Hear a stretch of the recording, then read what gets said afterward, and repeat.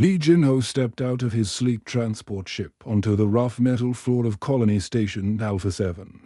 Dust particles floated in the artificial atmosphere as massive construction machines worked around.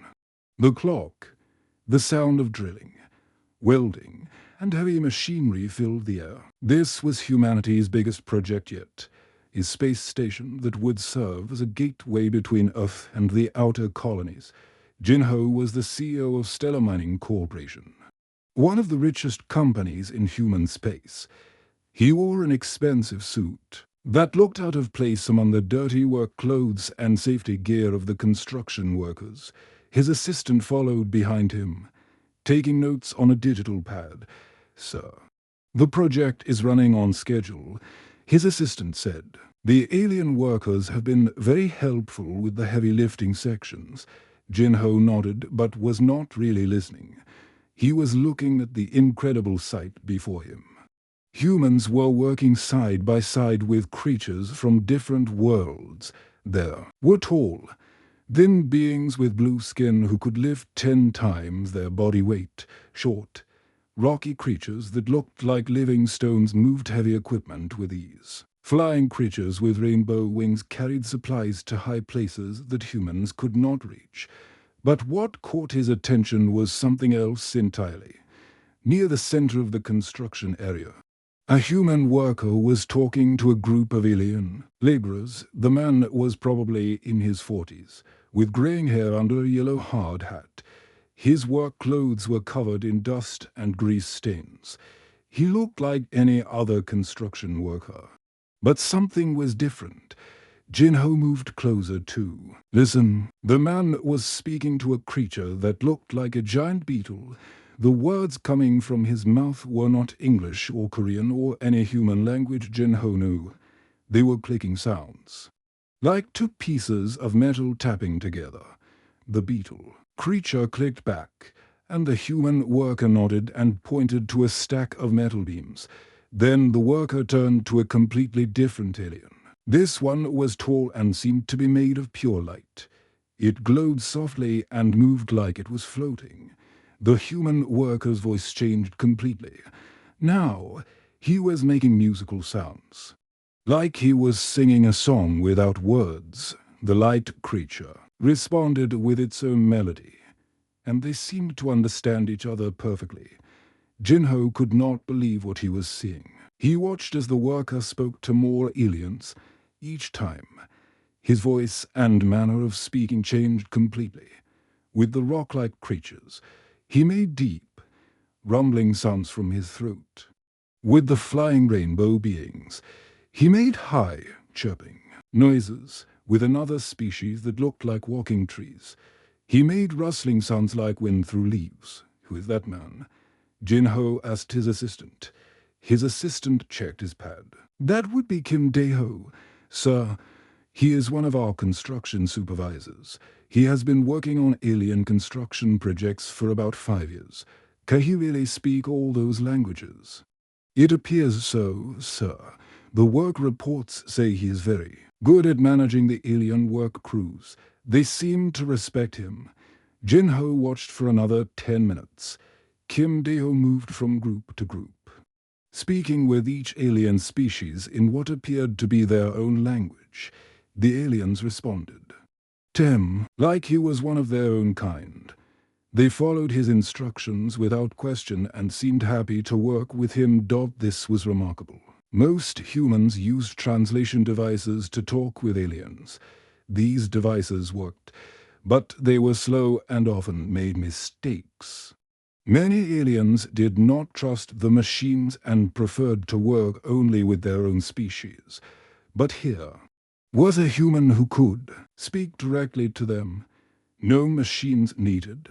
The construction work was running more smoothly in Dae-ho's section than anywhere else on the station. The aliens worked faster and made fewer mistakes. There were no arguments or confusion about what needed to be done. Everything flowed like a well-oiled machine. Jin-ho realized he was seeing something that could change everything for humanity. In space, most alien species saw humans as newcomers who did not understand the galaxy. They were polite but kept their distance. Trade was difficult. Negotiations took forever. Many aliens simply refused to work with humans at all. But if humans could learn to speak alien languages fluently, everything would be different. They could build real relationships with other species. They could become partners instead of just neighbors. Jin-ho made a decision. He had to talk to this Kim Dae-ho.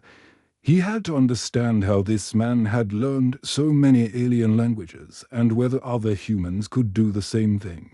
This might be the key to humanity's future among the stars. As he walked toward the construction supervisor, Jin-ho felt excited for the first time in years. He had built his company by finding opportunities that others missed. Now, he had found the biggest opportunity of all, the chance to make humanity the bridge between all the species in the galaxy. Kim Dae-ho was about to change the course of human history. And he did not even know it yet. Jin-ho waited until the loud construction noises stopped for the daily break.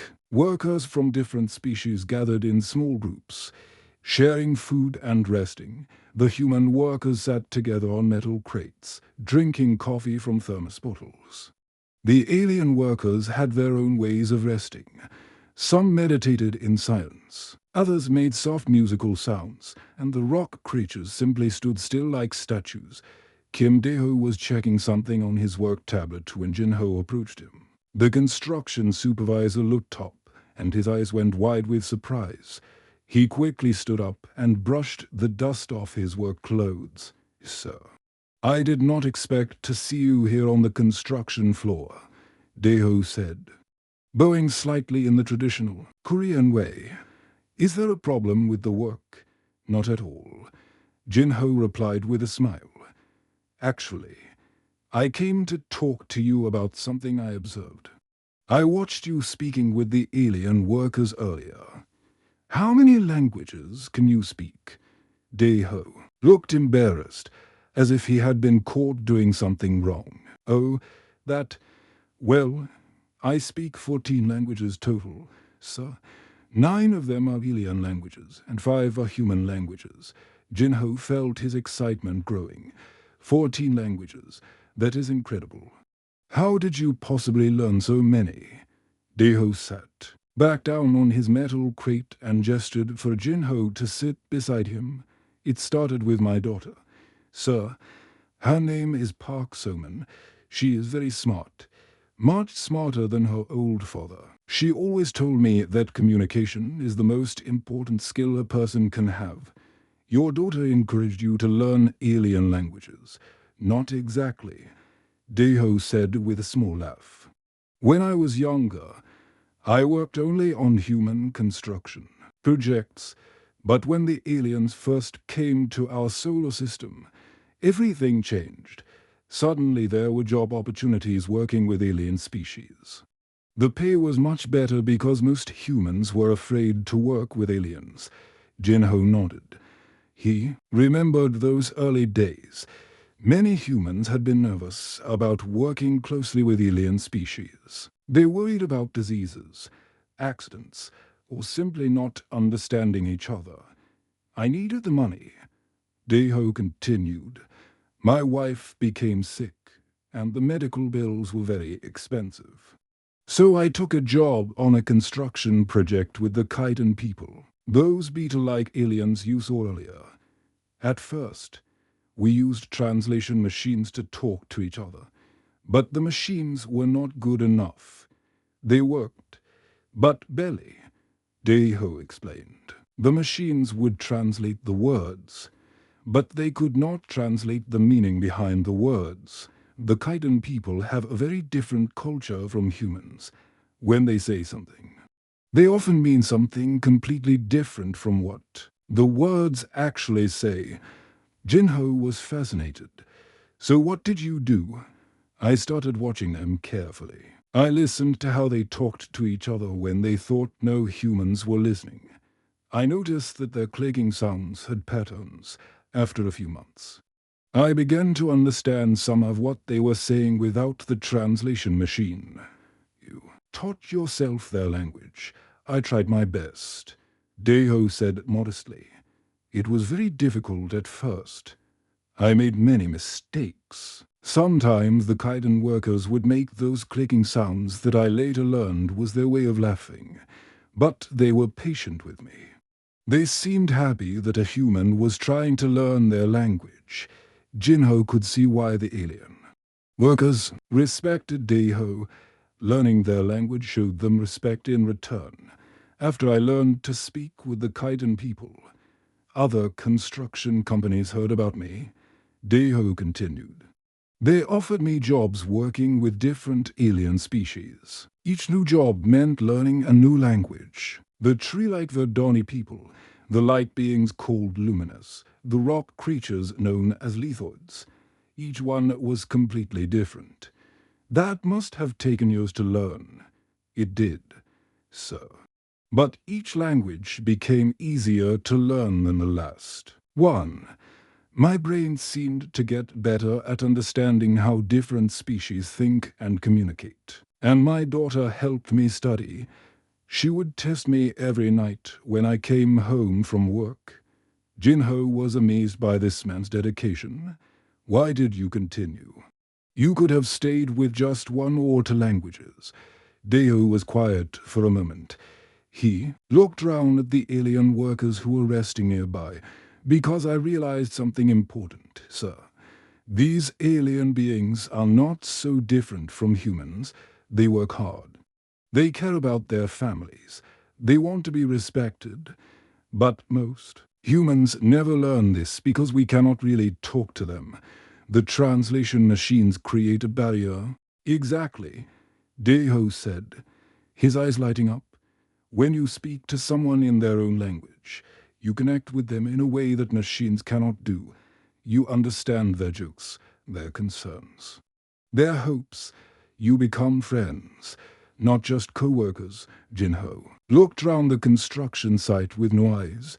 He could see that the alien workers in Deho's section seemed more relaxed and happy than those working in other areas. They worked together like a real team instead of just a group of different species forced to cooperate. This simple construction worker had discovered something that could change humanity's place in the galaxy forever. The next morning, Jinho arrived at the construction site much earlier than usual. He had spent the entire night thinking about Kim Deho and his amazing language skills. He had made phone calls to his company executives, spoken with his board of directors, and even contacted some government officials. Everyone agreed that Deho's abilities could be very valuable for humanity's future in space. Jinho carried a leather briefcase filled with official documents and contracts. He had prepared a generous offer that would change Deho's life forever. As he walked through the construction area, he could see the alien workers already beginning their daily tasks. The early morning shift was always quieter, with fewer machines running and less noise overall. He found Deho near the storage area, checking inventory on his tablet. The construction supervisor was wearing the same type of work clothes as yesterday, but they looked freshly cleaned. His hard hat was positioned carefully on his head, and his safety boots were polished despite the dusty environment. "Good morning, Mr. Kim," Jinho said formally. "Do you have a few minutes to talk privately?" Deho looked surprised to see the CEO again so early in the morning. "Of course, sir. Is there something urgent about the construction project? Actually, I want to discuss something completely different with you," Jinho said. He gestured toward a quiet corner away from the working aliens, something that could change your entire future. They walked to a small office area that was used for planning meetings. Jinho closed the door behind them and set his briefcase on the metal table. Deho sat down across from him, looking nervous and curious at the same time. "Mr. Kim, I have been thinking about our conversation yesterday all night long," Jinho began. "Your language skills are extraordinary, and I believe they represent a huge opportunity for both you and for humanity as a whole." Jinho opened his briefcase and pulled out several official-looking documents. I want to offer you a position as the head of our new Xenolinguistic division. This would be a completely new department within Stellar Mining Corporation, focused entirely on improving communication between humans and alien species. Deho picked up one of the documents and looked at it with wide eyes. The salary number. At the top was more money than he had ever imagined earning in his entire lifetime. This is an incredible offer, sir, Deho said slowly. But I am just a construction worker. I have no experience running a corporate division. That does not matter. Jinho replied enthusiastically. We can provide you with all the business training you need. What we cannot provide is your unique ability to communicate with alien species. That skill cannot be taught in business school. Deho was quiet for a long moment. Studying the documents, Jinho could see that the man was thinking very carefully about the offer. Finally, Deho looked up and shook his head. Mistily, I am very grateful for this generous offer, but I cannot accept it. Jinho was shocked. He had never had anyone refuse such a lucrative position before. May I ask why? Is the salary not enough? We can negotiate the terms. It is not about money, sir, Deho said with a gentle smile. I have a different idea that I think could be much more important than just one corporate division. What kind of idea? Deho leaned forward across the table, his eyes becoming more animated. What if we could train thousands of humans to do what I do? Instead of just having one person who can speak alien languages, what if we had an entire generation of humans who could communicate with every species in the galaxy? Jinho felt confused. You want to start some kind of school. More than just a school, sir. I want to create something that would make humanity indispensable to the entire galactic community. Think about it. Right now, most alien species barely tolerate working with humans because we cannot really communicate with them. But what if humans became the best communicators in the galaxy? The idea was so ambitious that Jinho had trouble understanding it at first. You mean like professional translators, exactly. But much more than that, Deho explained. Translators, diplomats, negotiators, cultural advisors, humans who could serve as bridges between any two species that need to work together. We could become the most valuable species in the galaxy not because we are the strongest or the smartest, but because we can help everyone else understand each other. Jinho sat back in his chair, trying to process this concept. It was much bigger than anything he had imagined. My wife Honmenji used to tell me something very wise, Deho continued. She said that the person who can speak to everyone holds the real power, not the power to control others, but the power to bring them together. Your wife sounds like a very intelligent woman.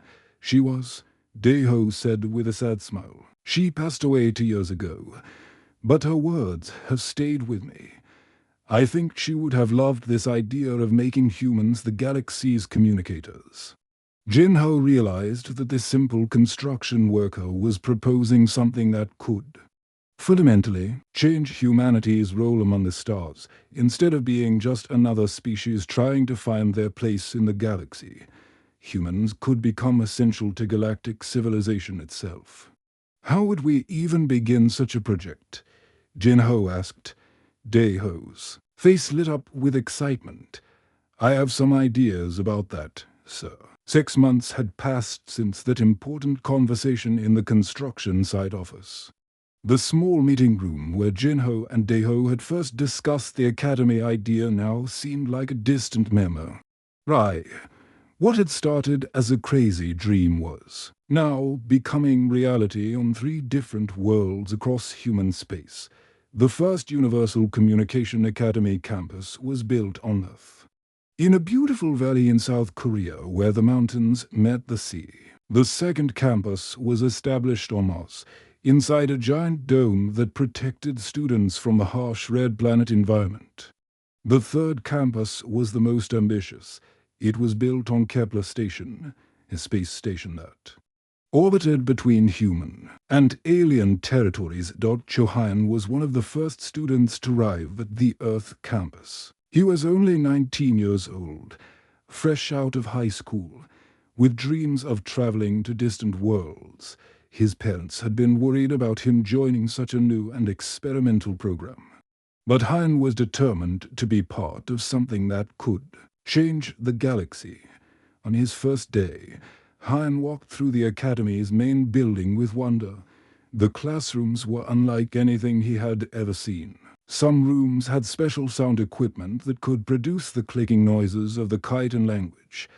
Other rooms had light projectors that created the glowing patterns used by the luminous beings. There was even a room filled with different types of soil and rocks where students could practice the vibration language of the lithoid people. In the cafeteria, Han met No Eugen, a 22-year-old woman who had traveled from the outer colonies to join the academy. She had grown up on a mining station where her family worked alongside alien species, but she had never been able to truly communicate with them.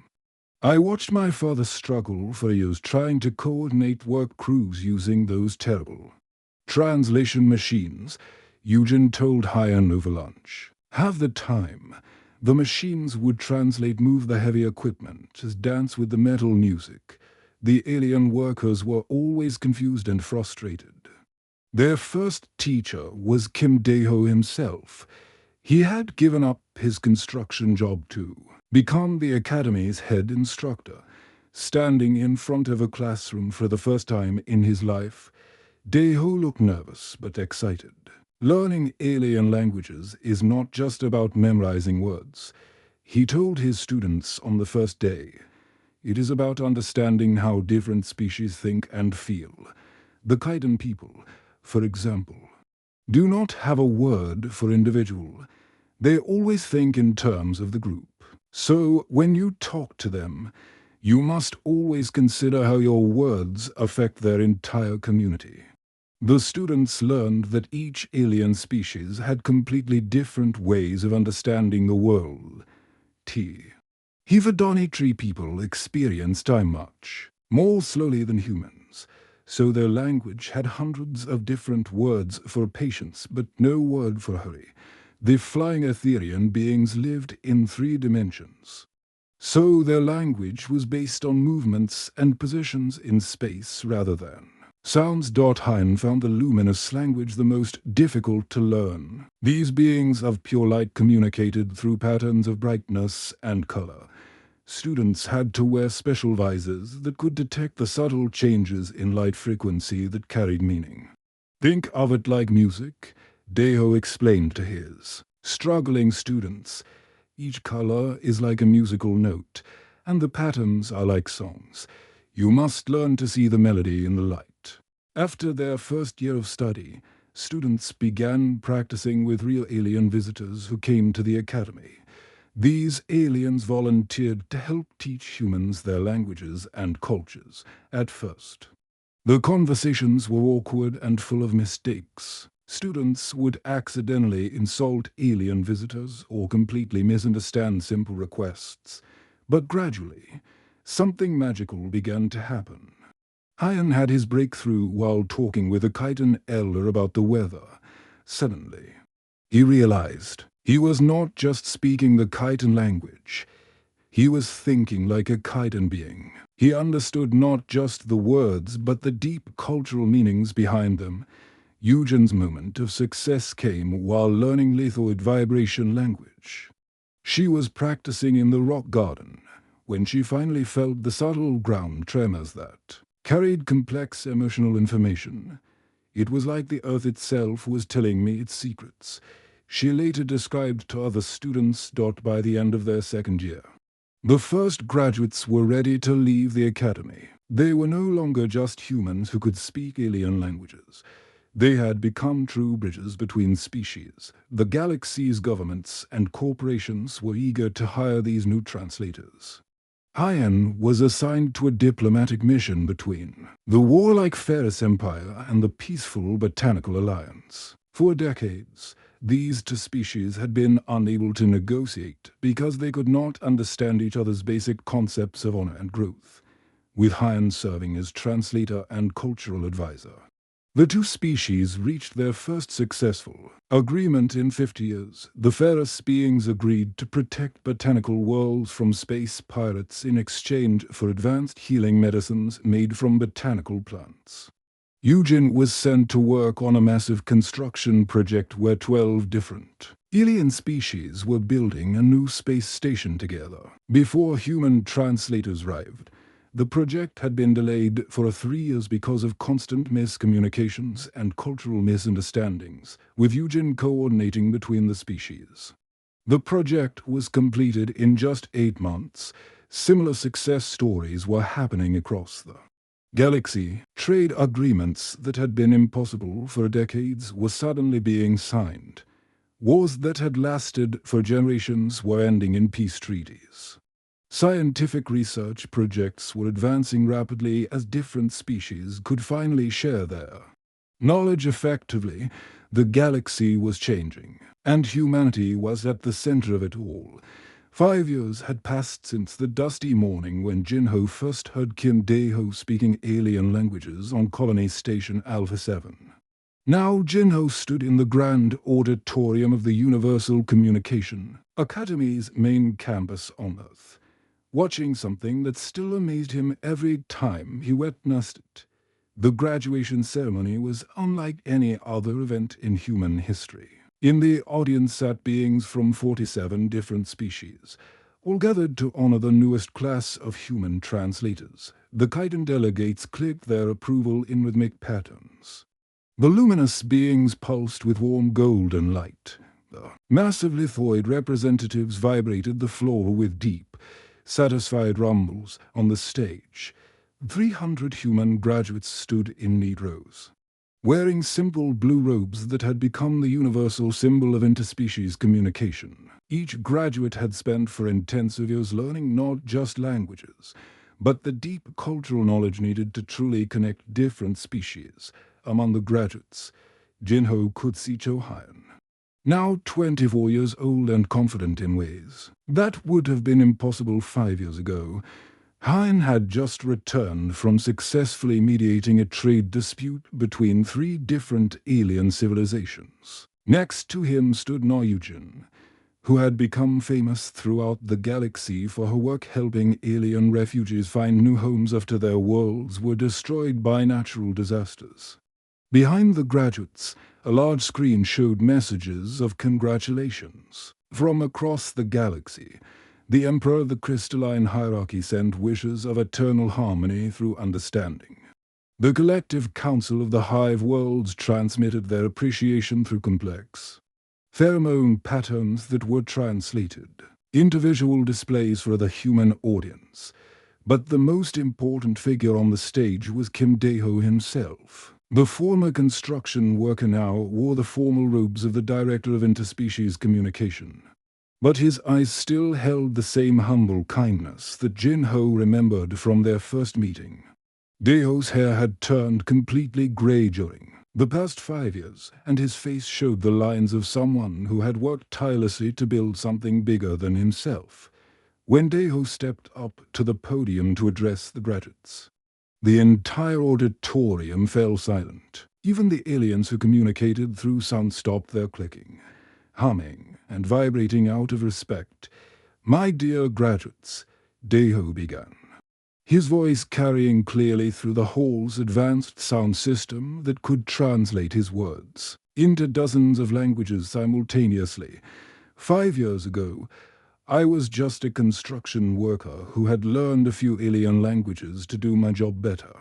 I never imagined that this simple skill could change the entire galaxy. He paused and looked out at the diverse audience of humans and aliens. But you have proven that communication is more powerful than any weapon, more valuable than any resource, and more important than any technology. You have shown that when different species can truly understand each other, amazing things become possible. Jinho watched as several alien delegates made gestures of agreement in their own cultural ways. The tree-like verdani swayed their branches slowly, which was their equivalent of applause. The aquatic depth dwellers created beautiful bubble patterns in their portable water tanks. Each of you carries humanity's greatest gift, Deo continued. Not the gift of intelligence, though you are all very smart. Not the gift of strength, though you have shown great courage. Your gift is the ability to understand and be understood. Through your voices, species that have been enemies for centuries have become friends. Through your work, the galaxy is becoming one great community instead of thousands of separate, isolated worlds. One of the graduates, a young woman named Park Yunji, had tears in her eyes as she listened. She had just been assigned to work with a group of alien scientists who were developing new medicines that could help all species live longer, healthier lives. Without human translators, such cooperation would have been impossible. Remember, Deho said, his voice growing stronger. You are not just translators, you are bridges, you are peacemakers. You are the proof that different does not mean enemy, and strange does not mean dangerous. When you speak for one species to another, you speak for the hope of universal understanding. As Deho finished his speech, something extraordinary happened. Instead of the usual human applause, the entire auditorium erupted in a symphony of alien appreciation. The chiton clicked in perfect unison. The luminous beings created a spectacular light show. The lithoids vibrated a deep, musical chord through the floor. The flying Etherians performed an elaborate aerial dance above the audience. It was the first time in galactic history that so many different species had celebrated together in perfect harmony. After the ceremony ended, Jinho walked slowly through the academy grounds with Deho. They passed classrooms where the next generation of translator students were already hard at work, learning languages that had never been spoken by human tongues before. Did you ever imagine it would become this big? Jinho asked his old friend. Deho smiled and shook his head. Never. I just wanted to help my alien co-workers understand what I was trying to tell them about moving. Some metal beams, Jinho laughed, remembering that first day on the construction site. A simple man trying to do his job better had accidentally discovered the key to bringing the entire galaxy together. My wife Minji would have been so proud, Deho said quietly. She always believed that ordinary people could do extraordinary things if they just cared enough to try, as they walked. Jinho reflected on how one chance encounter with a construction worker had changed everything. Humanity had entered the galactic community as newcomers, and sure of their place among the stars. Now they were the most valued species in the galaxy. Not because they were the strongest or the smartest, but because they had learned to help everyone else understand each other. Sometimes the most important discoveries really did happen in the most ordinary places.